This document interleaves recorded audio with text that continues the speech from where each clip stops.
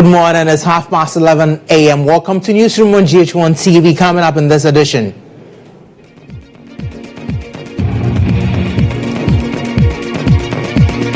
Traders defy eviction notice from pavements on walkways in the Central Business District of Accra. We are live with our report on the grounds for more as Accra's decongestion exercise enters day 2.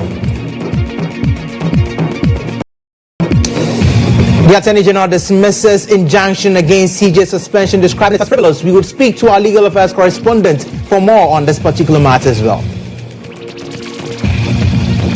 And family of slain Bongo NHIA director demands justice as body of the slain victim has been handed over to the family. The Business Bank of Ghana's 124th Monetary Policy Committee meetings kick off today. We are live with an economist to weigh in on the sustainability of the Ghana cedi's recent appreciation.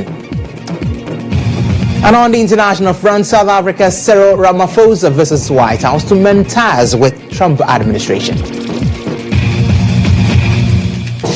We've got the details of these stories and many others coming up shortly in the next 16 minutes broadcast. To stay with us on Newsroom.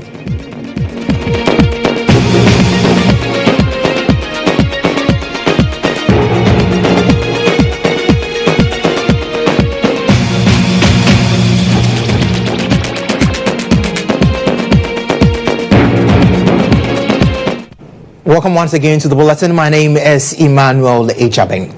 The Office of the Attorney General has dismissed as speculative, exceptionally frivolous, and an abuse of the court processes an interlocutory injunction filed against the President's suspension of Chief Justice Koko.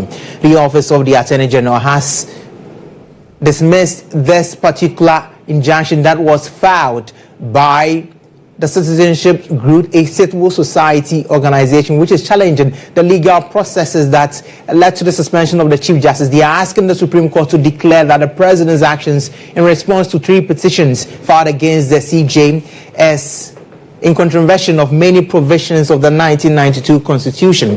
Per the injunction request, they are arguing that it lacked constitutional basis, but the AG has responded saying that this particular injunction, many provisions in the writ lack merits and should not stand in the way of determining the substantive suit. Our legal affairs correspondent Mutala Inusa joins me on Zoom now, live reporting from the court with much information on this particular matter. Mutala, many thanks for joining us. Now let's start off with the writ by the civil society group seeking the injunction on the suspension of the Chief Justice. What exactly is contained in that writ?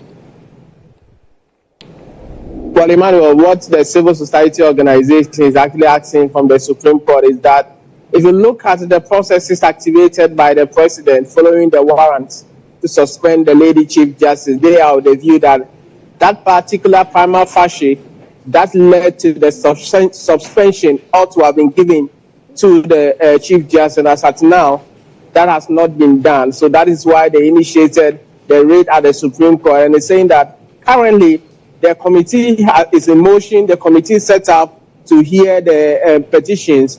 It's in motion, and to that matter, substantial injustice will be caused to where if the Supreme Court do not injunct or do not stop the processes until such time that their substantive matter is dealt with. That is the reason we are asking the Supreme Court to injunct, or by way of interlocutory injunction, stop whatever is happening now to such time that their substantive matter is dealt with, and whatever outcome the Supreme Court arrives at, then the case will progress from there. But like you mentioned earlier, the Attorney General, currently, let me even give you this particular version of what is happening currently before the court. The lawyers of the applicant are advancing the argument before a 5-member panel of the Supreme Court presided over by the acting Chief Justice, Paul Bafoboni, and the cracks of their contention was to the effect that the Lady Chief Justice ought to have been given that particular prima facie determination vis-a-vis the suspension, and so therefore they are urging the Supreme Court to hold or to put a suspension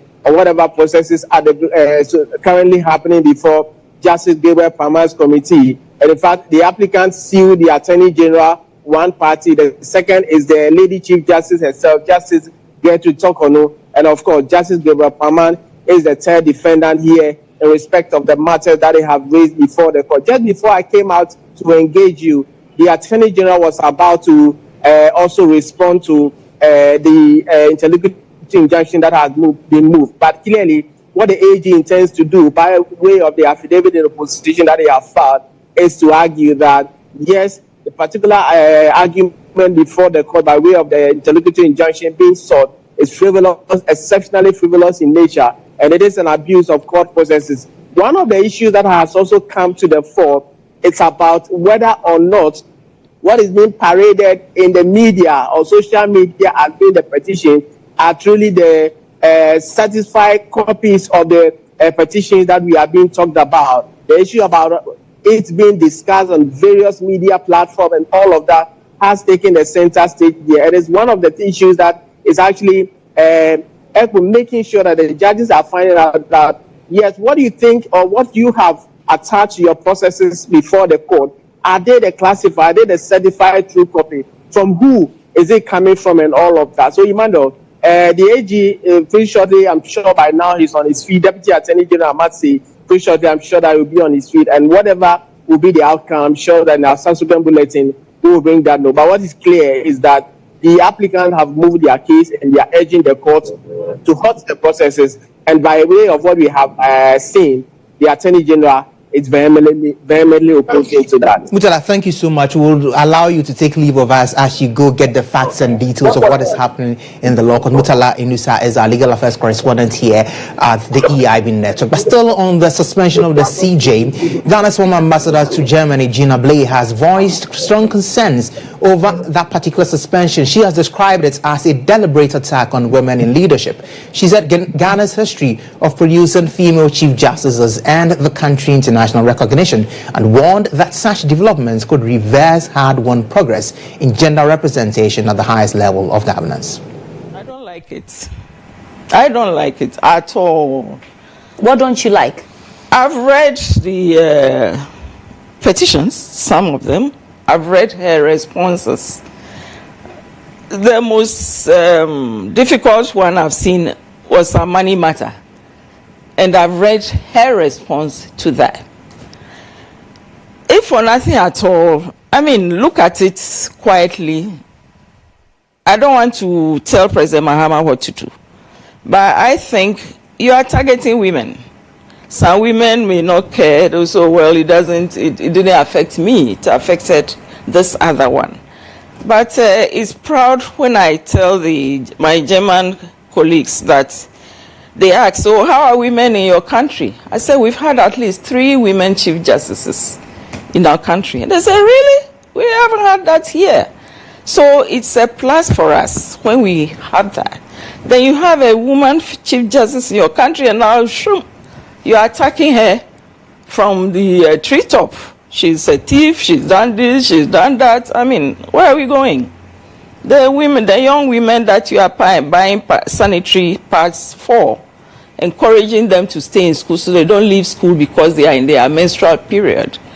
I mean, teach them to emulate the Chief Justice, not to see her sacked or disgraced. We don't need to repeat the mistakes. We should move forward.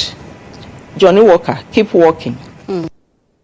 So those were excerpts of the interview by GHOne owns Sewa Amehia with the former ambassador GHOne. Now, some traders in the Central Business District have returned to pavements, engaging in normal trading as the exercise to decongest the city enters its second day. The pavements, which were almost empty yesterday, are now being occupied again. Calvin Powell is on the ground and has joined us for more updates. But before we engage him, some traders have been speaking to GHOne TV on this. I'm not coming here. Almost say, yes, I will not look at you. Yes, I will not look at you.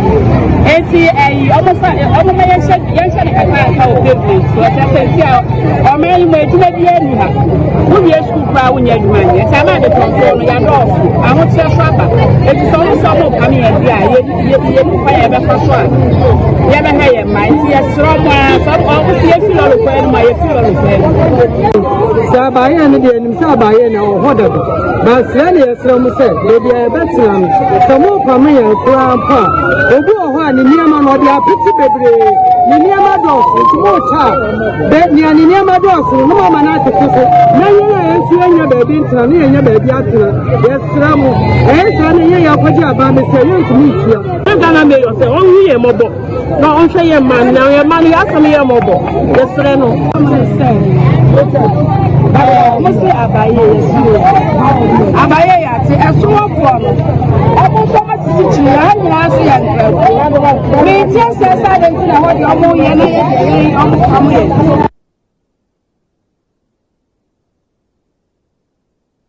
A voice of desperation, a thought of hope, and a plea to government on the decongestion exercise in the Central Business District. But we have Calvin Power, as I mentioned to you earlier. He joins me now with the latest on this particular development. Calvin, many thanks once again for joining us on the broadcast. Where are you currently, and how is the exercise taking shape today, being day 2? All right, so currently I'm positioned at the Tudu towards Makola and the Central Police Station area.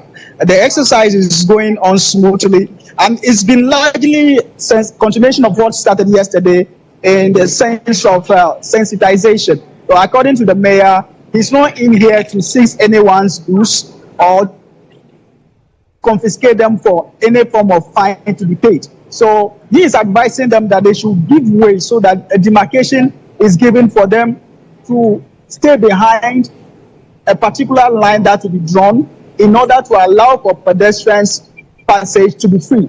But one interesting thing that I've discovered at the frontage of the Ghana Cocoa Board has to do with some vendors who left yesterday and have returned to the pavement. And according to them, they've been there for the past 15 to 20 years. So they have nowhere to go. And all the markets are full. Well, if they have been asked to move away from the pavement, the government must immediately provide them with space in the markets in order for them to go and ply their trade. Other than that, they will continue to be at the frontage of the Ghana Cocoa Board in order to ply their trade, because that is where they earn their living. There's no alternative for them now. And some have also mentioned that I chanced upon some Togolese who are also in the Tudu Makola area. They said they've been here, they've been born here, they go buy goods from Togo and come and sell. So as they've been asked of the pavement, it's difficult for them. They can't return to their country, Togo, because this is where they've lived all their life. So the mayor and the authorities concerned should allow them to continue their trade on the pavement. So I pose the question. Pedestrians are concerned that you are blocking their way. There's no free flow of pedestrian walkway. What do you make of that? And they say, yes, they share the concern of the pedestrians, but they are also concerned about their families. Some of them mentioned that their kids are, some are in the SHS, that school reopens now. They are inundated with school fees and other provisions that they need to give to their wards to go back to school. So there is no way they will go back. And what is making it difficult is that they are not seizing their goods. So you see the task force come down to advise them. They carry the goods away. The moment the task force moves, they return to their position. So that is basically what's happening now. Unless a different methodology is deployed, it will be difficult for those particularly on the pavements to move away. But those on the road where vehicles move have all gone out completely. So the road is free. There is a free flow of vehicular traffic.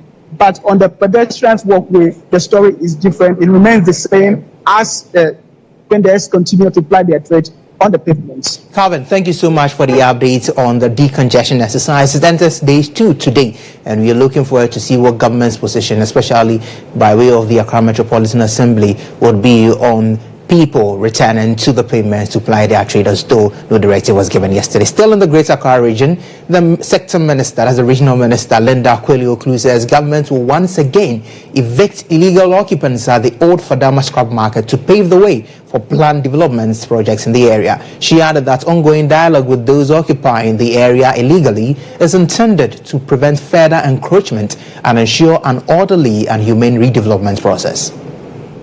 We know that initially this place was fenced, and the people here were relocated they were given a place to live.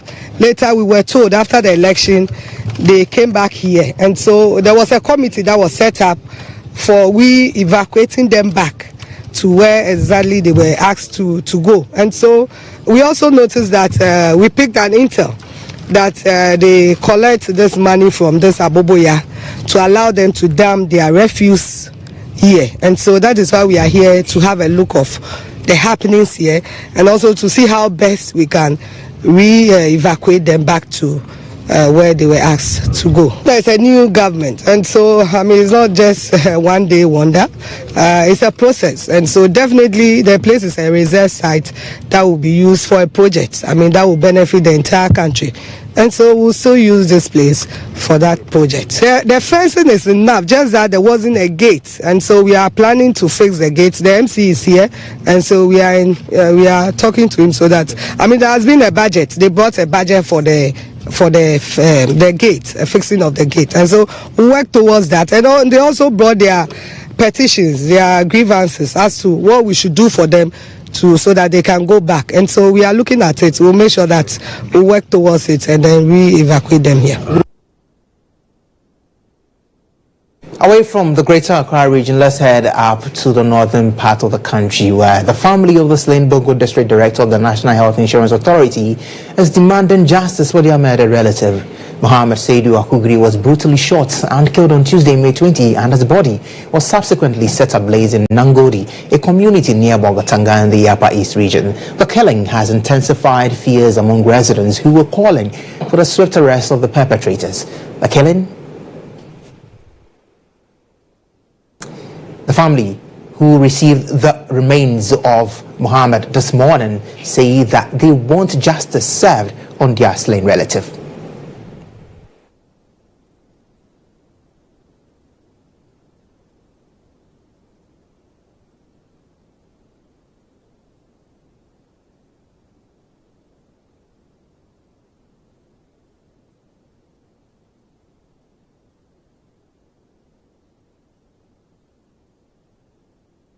Let's speak to our correspondent in the area, Kasim Idrisu, who is currently at the family house of the deceased. Kasim, sad to bring you on this development this morning, but what is the mood of the relatives of Mr. Akugri, who just passed on?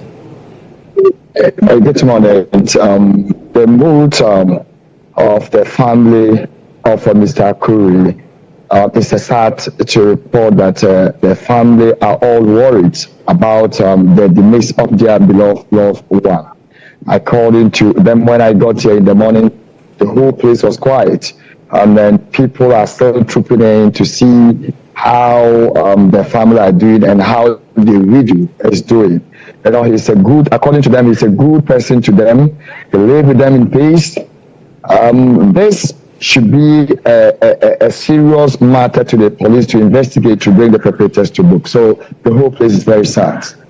Now, speaking on the demand for accountability and justice, do we have any update yet on the status of investigations concerning this incident? As now, we don't have any evidence, or we don't have any report indicating that how they've gone far with the investigation. But we understand the community, Nangoli community, the chief, the district chief executive of the area, together with the people, are fighting, are trying their possible best to come out with these perpetrators. According to them, where the incident occurred, this is not the first time, so they want to put a stop to this. So by doing so, they are trying their possible best to bring the perpetrators to book. But as we speak now, no arrest has been made yet. Kasim, thank you so much for speaking with us. Kasim Idris is our reporter in that area. Let's head to the eastern region, where 3 people have been confirmed dead following a gruesome shooting incident at Koko in the Quio West Municipality. This incident happened on Tuesday evening. Eyewitnesses say the victims, believed to be members of the Fulani community, were ambushed while resting at their usual meeting spot. Unknown gunmen reportedly opened fire, killing all 3 on the spot. Sources close to the investigation suggest the attack may be linked to an internal Fulani-related dispute, though the exact motive remains unclear. The Koko Police Command has conveyed the bodies to the morgue for preservation and autopsy, while a fourth victim who sustained gunshot wounds is receiving treatment at a nearby medical facility. Police have launched a full-scale investigation and are appealing to the public for calm and cooperation as they work to apprehend those responsible.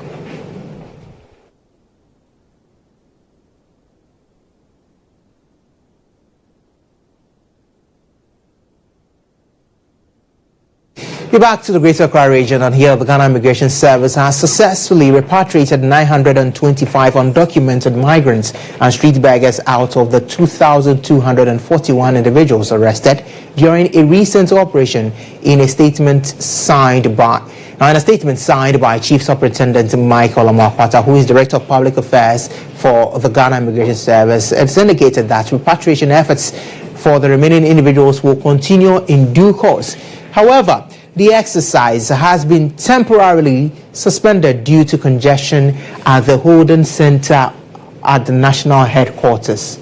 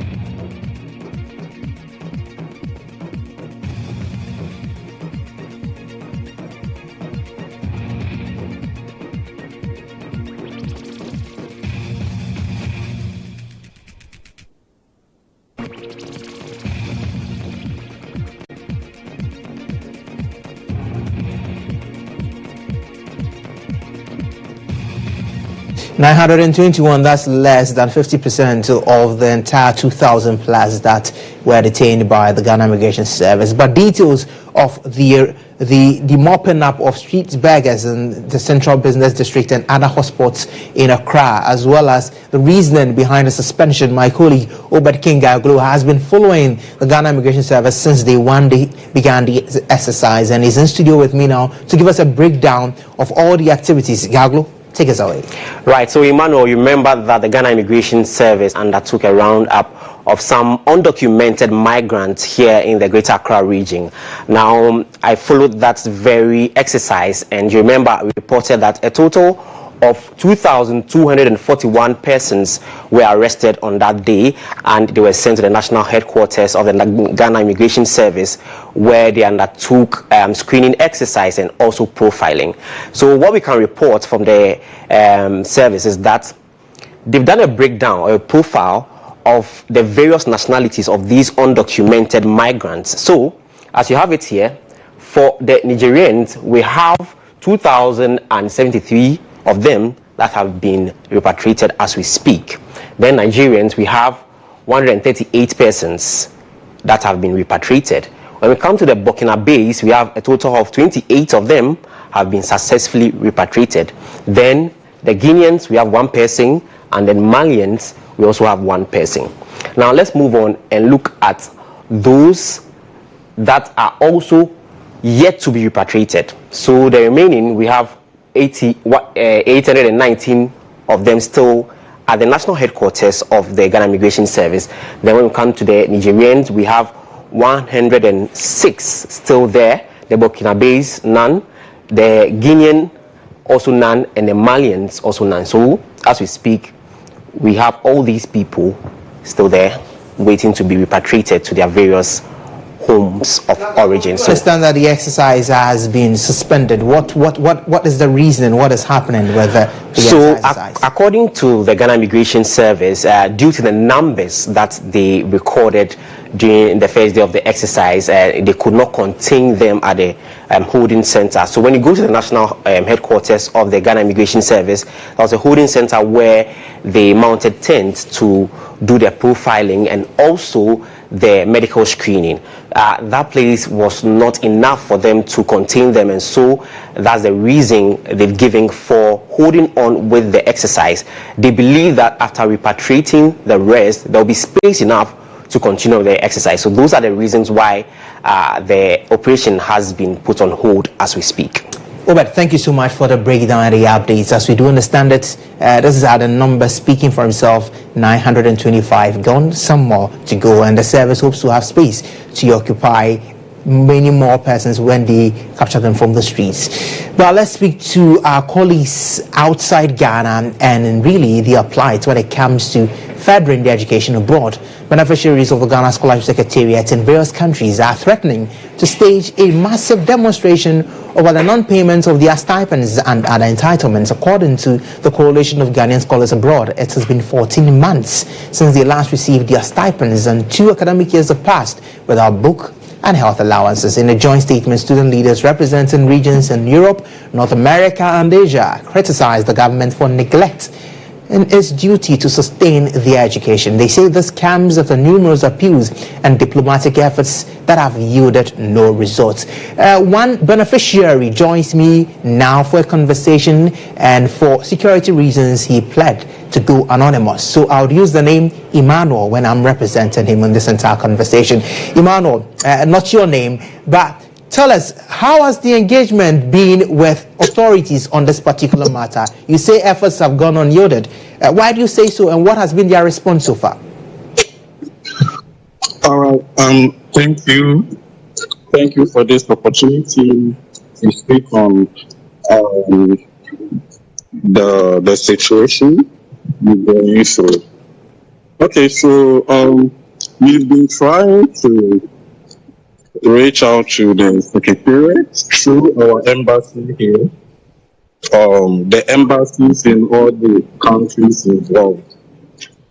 In fact, the embassy have been helpful, but then they have nothing much to do when it comes to the payment of our stipends. What they do is sometimes we write letters to them, and then they will send it to the Secretariat. Sometimes they write their letters in our name, but it has not yielded any positive response, and that's why the leaders in the various countries are trying to come on board to go to the embassies and then plead with the government of Ghana to look into our issue.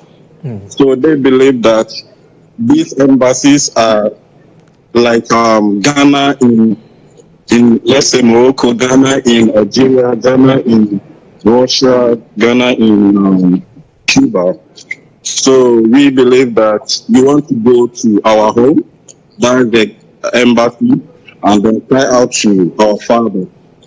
So actually that's the plan, but I must say that this is not the wish of the students.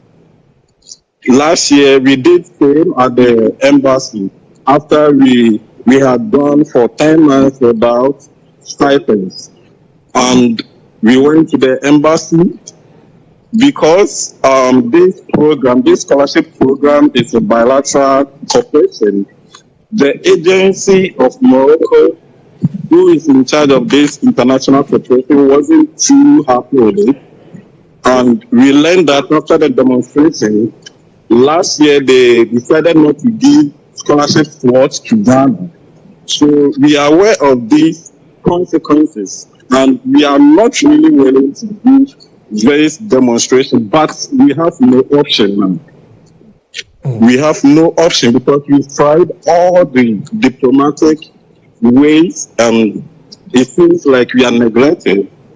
No one is actually considering the situation, and somehow it has been politicized, which is so much heartbreaking.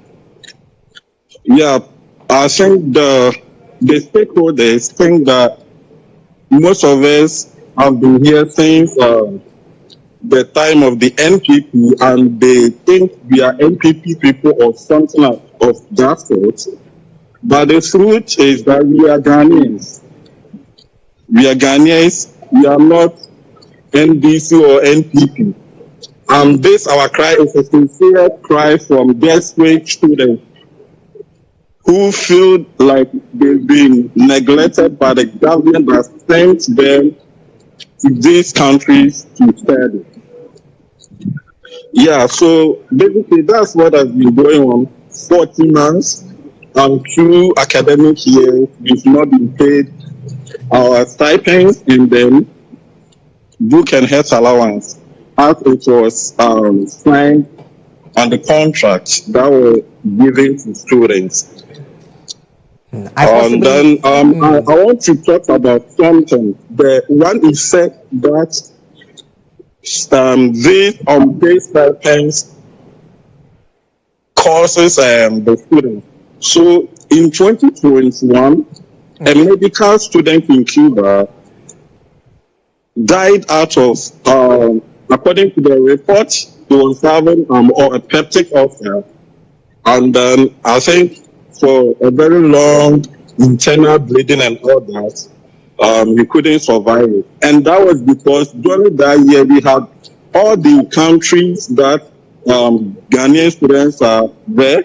We had gone over, I don't know, I don't even remember, many months without stipends.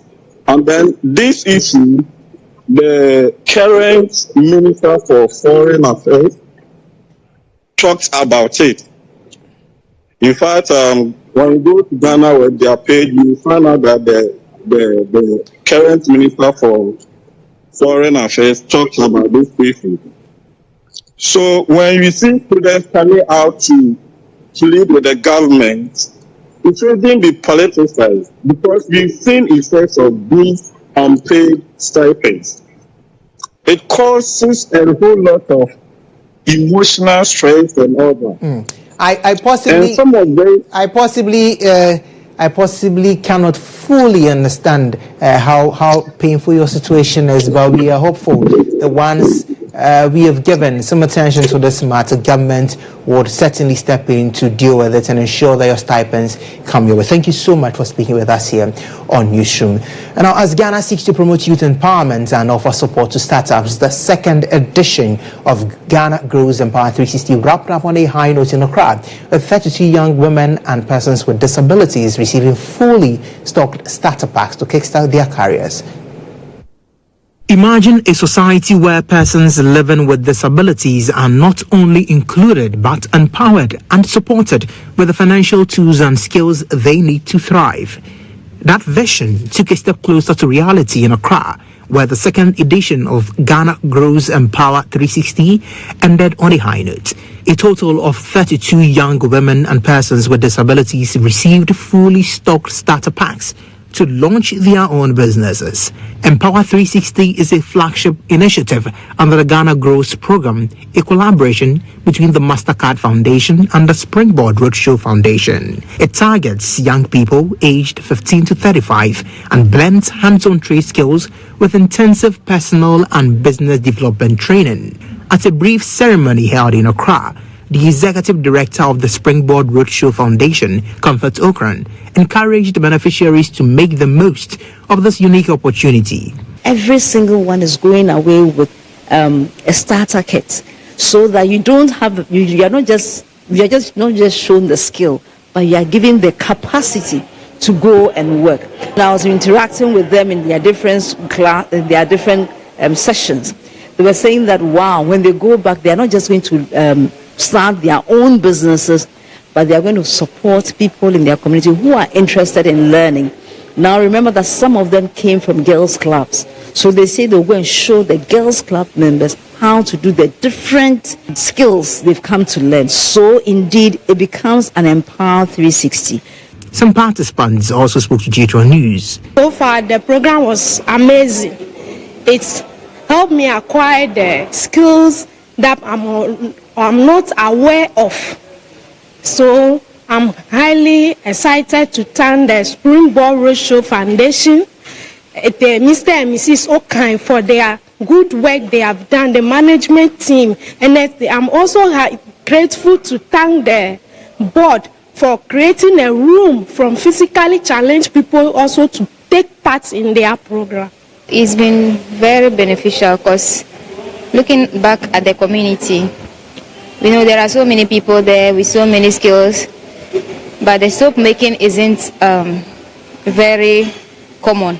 So as I'm here, when I get back to the community, I'm going to use that as my business so that I can also empower the young people in the community, teach them how to also do the soap so that they will also be able to provide for themselves and also cater for others. And I'm sorry, my program in Tamane, me makeup, me see me huye. As I'm so my no ejuma, my friend say kwa me honchre me. Me ametu ndakwa akoye madwuma e de abo me bra e betumi asome ne mabusuafo so nyina enti sa kuo no aye niema bebre na ama me na asaso ma me nsa no adwuma nso so na akire me niema bebre kwaya me fa so me siesie me ho me siesie me fia ho ne die ne niema nkete bebre na nsa no adwuma nso so. During the 5-day training program, participants learned practical skills in makeup artistry, resin crafts and soap production. These starter kits are more than just tools. They are seeds of independence, confidence and economic empowerment. Let's now bring you the business brief.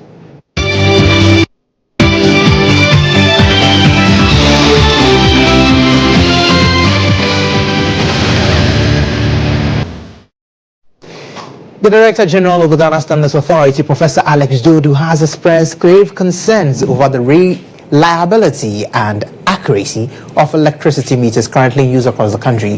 His remarks come amid growing public frustration with the Electricity Company of Ghana over recurring power supply challenges and operational inefficiencies. Speaking at a stakeholder conference organized by the International Electrotechnical Commission, Professor Dodu revealed that many ECG meters in circulation have not been calibrated or verified by the authority, illegal requirements under the National Instrumentation Regulation N12413. I do not subscribe to the proposition that this government hasn't done anything. This is a plague and all of that. Look, I've just explained to you from the fiscal side. Is that okay? I've explained to you from the monetary. Talking about the meters, very few of our meters have been calibrated and verified by the GSA. And if the meter you are using has not been calibrated or verified by the Ghana Standards Authority, as required by LI 2413, its accuracy is something that, well, is left to. We cannot comment on it.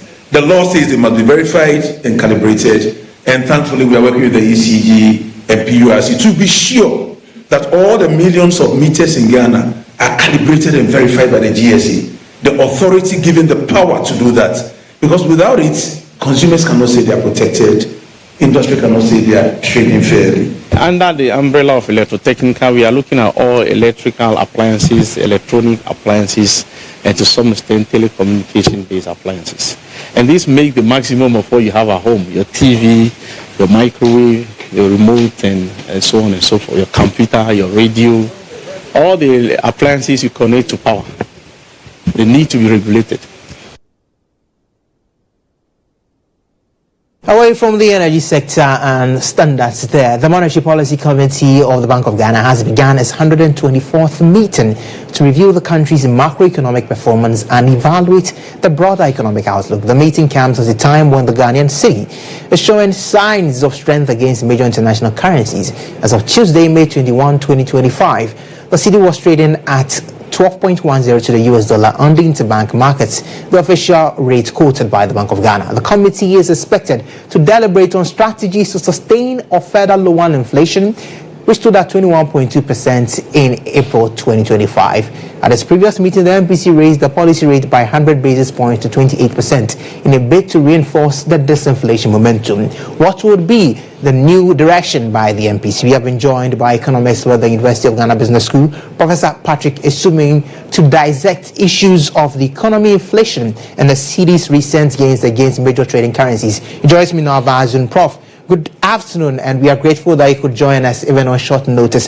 Professor Isuming, the cedi's relative gains against major trading currencies, we are seeing some appreciation against the dollar. Many have had cause to complain about reserves, but the Bank of Ghana says, well, we have excess reserves in excess of $10 billion. The focus on the MPC now is what would be the direction in ensuring that we sustain the gains we have made so far over the past month when it comes to the cedi's recent appreciation. What are your thoughts on this? Good afternoon, and good afternoon to viewers, and thanks for having me. I think that, if you look at where we are, the cedi is always a concern, and then also usually for the MPC, it's a matter of comparing the risk to inflation and the risk to growth. At the last meeting, obviously, they decided to raise the policy rate. My own expectation is that, given that the last reading of the inflation, we saw some marginal reduction, which continues some trend, and also the fact that the cedi has appreciated, I will expect that perhaps they will wait and hold and see what new development happens. So my expectation is that they will probably keep the rate unchanged and monitor development from there. There are concerns as well about government no spending. So the monetary policy direction has been to mop up excess liquidity from the market, and by far they have been doing that. But once government begins to spend, there are fears that we would be putting more money on the market. Would holding the same rate, 28%, would it be enough to shore up our reserves? Would it be enough to take out excess liquidity from the market when government begins to spend? Well, I think it's a valid point. The government has decided to wisely try and verify some of its the claims on it. A new government taking time to check that what is paying is worth paying. It's a legitimate expense. I do think that even if the government open the floodgates and start spending as planned, there's still some buffer on the inflation side, because don't forget that the cedi's appreciation has gained ground in the last 3 weeks or so. That appreciation hasn't fed into the inflation rate yet. Now, it's going to take about 3 months before we begin to see the full effect. And mind you, when the policy rate is raised, it takes some time before we also see the full effect. So from where I sit, I think we should still see inflation trending down, because we're going to see fuel prices reduce probably further, transport costs will reduce further, and as the business community has promised, they are planning to review their prices downward. So even if government spending kicks in, I still think that there's some scope for us to see inflation trending down. So it makes sense for the central bank to wait and see what will happen in the next couple of months before deciding whether further tightening is required. Doc, before I let you go, government is targeting single-digit inflation by 2026. Is it achievable? Well, on current trends, probably. I think that 2 weeks ago or a month ago, it looked very ambitious. But looking at the development that has happened with the strong stability and strong appreciation of the cedi, perhaps it looks more feasible than it did a month ago. But, predicting what the inflation rate will be at the end of the year is always it's always a difficult exercise, because you never know what unexpected shocks will hit us. But from where we stand today, it looks feasible. Professor Patrick Isuming, thank you so much for speaking with us. He's an economist and he is with the University of Ghana Business School. And the very last note of our conversation was on government's target of a single-digit inflation by mid-2026, and was made known by the president himself, President John Dramani Mahama. Many thoughts on that, but let's hear how you can connect with that story on social media.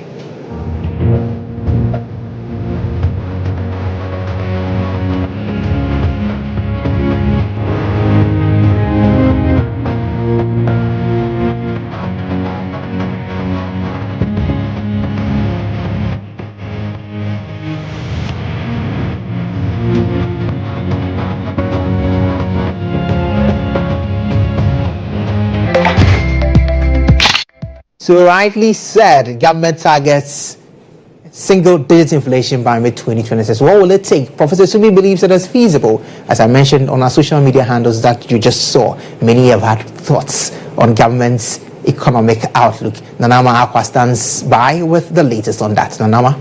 Well, Ima, thank you very much and good afternoon to you all. Yeah, people have a lot to say concerning the appreciation of the cedi and who appreciated the cedi as well. We have Moses saying its policy choices, reserve accumulation, remittance flows, policy reforms, improving macroeconomic indices, These are the local factors driving appreciation of the cedi. Alfred says NPP government had a gold for forex regulation within a broad policy framework, and forex rates were rocketing at record highs. NDC government has a gold board with regulatory objectives to reduce, stabilize FX rates, also within broad policy framework, and rates are going down. Difference is policy coherence, according to him. Divine says the ministry must be smarter than the IMF to prevent their aids and also to boost the economy of the nation. With this explanation, I hope they have plans to keep the cedi at wherever it gets so that it doesn't appreciate. We also have Marshan, who says thanks to policies and works done by the past government.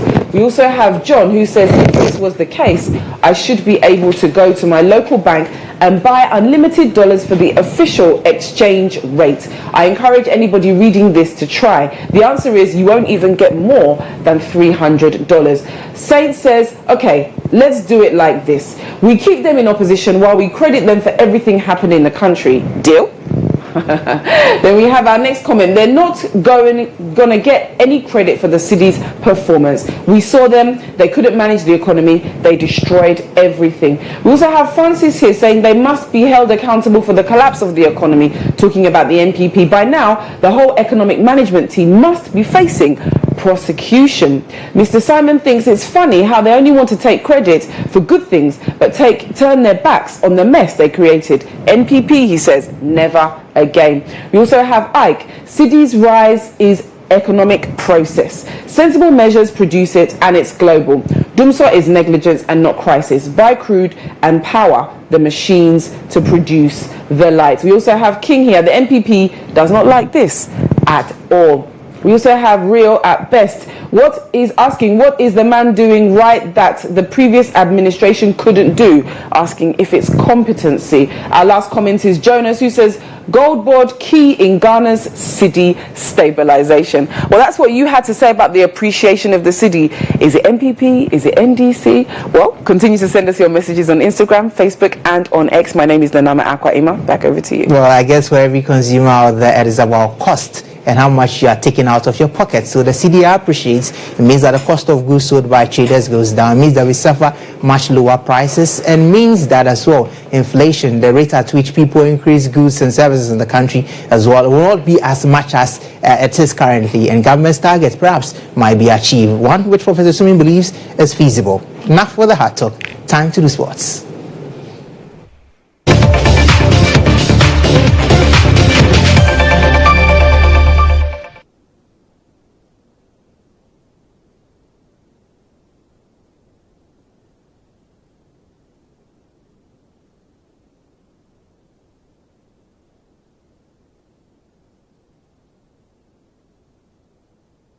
Well, in the sports brief, our man with the sports desk, Benjamin Yamwa, we call him Benghazi, has all the details from all the various disciplines in our sporting world. Benghazi?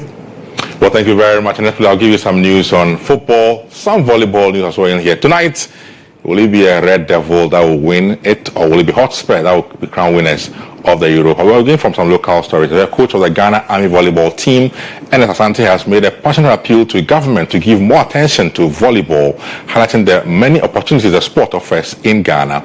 Ernest Asante emphasized that many players secure bigger deals abroad through their involvement in the game of volleyball. A whole lot of opportunities when one chooses to play volleyball.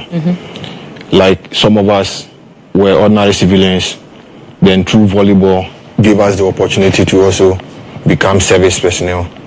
And most of them, including Alasan as well, a whole lot of people has also gotten through it. And there are bigger opportunities even out there when players you perform, especially playing club championship or something, then you get contract out of it. And I think it's one place that the government need to also pay attention to, because it's giving employment, not only in Ghana here, but also in Africa or the world. Thank you.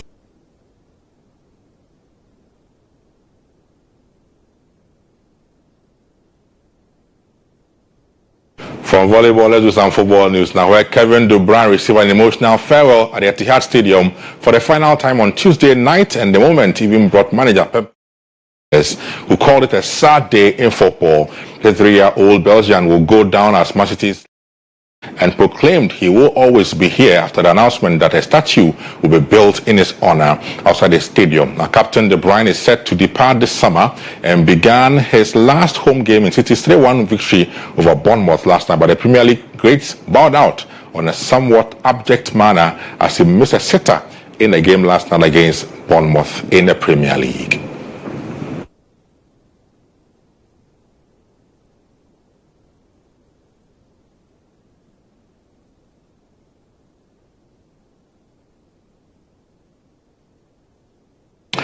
Today, big game on tonight, and two English teams, United and Tottenham, will tonight battle for the Europa League trophy in the Spanish city of Bilbao. The two teams made it into the semi-final or the final.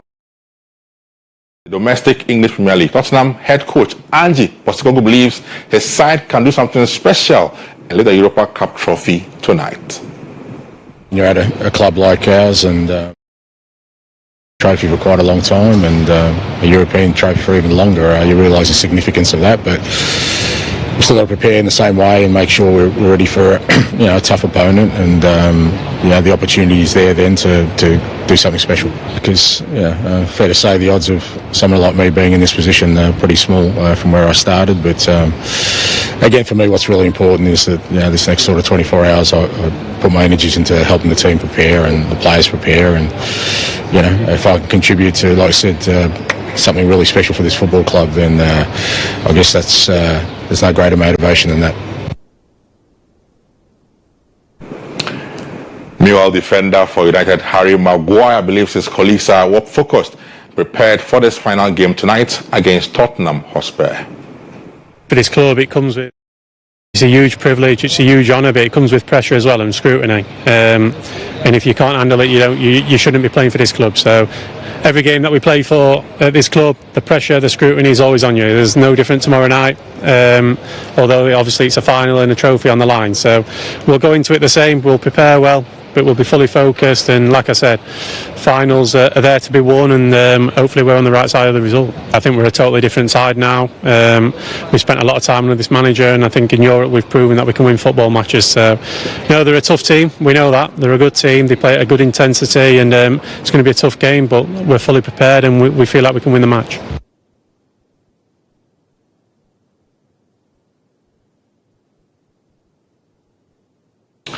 So that's it. Who wins tonight? We'll find out later. But don't forget, the game is on at 1 p.m. right here on GHOne. TV. Back to Ima for the rest of the bullet. Benghazi, let me ask you this. I mean, I have interest in the Premier League's top 5. Okay. I mean, I support Chelsea. Okay. What happens? We want to play European football. If Manchester should win, I would be the Red Devil today. If Manchester should win, I mean, what happens then? Do we suffer anything? So what we know for sure that top 5 teams or 5 teams are supposed to play from England in the Champions League.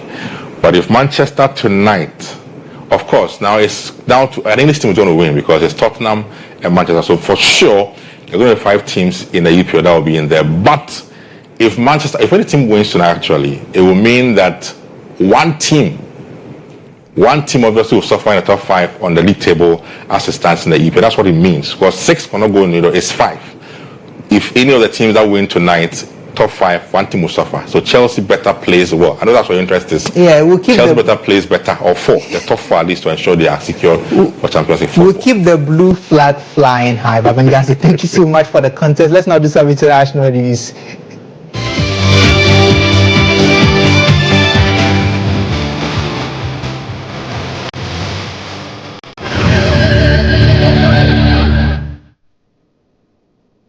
Training ground. In an exercise in Ukraine's Sumy border region has killed 6 servicemen and wounded more than 10 others, according to Ukraine's National Guard. Russia's defense ministry had earlier released a video purporting to show an Iskander missile attack on a training camp, and state news agency TASS said up to 70 people had died. The Sumy region has come under repeated bombardment, and Ukraine launched a months-long occupation of parts of Russia's neighboring Kursk region from there.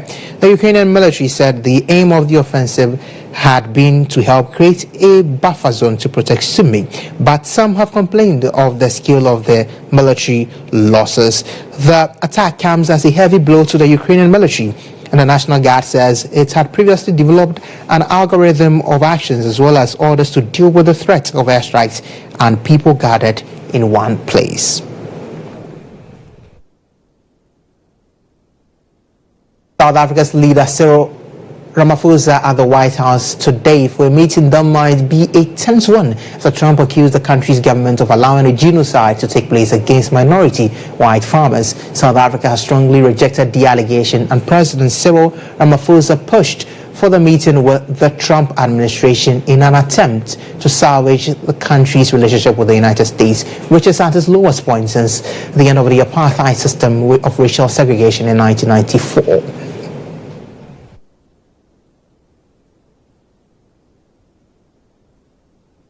But that's it for the 60 minutes broadcast. On behalf of the entire production team led by Obed King Gaglo and the directorship of Danny Akwetabo, we say thank you so much for watching the bulletin. My name is Emmanuel Agyabeng. Have a wonderful afternoon.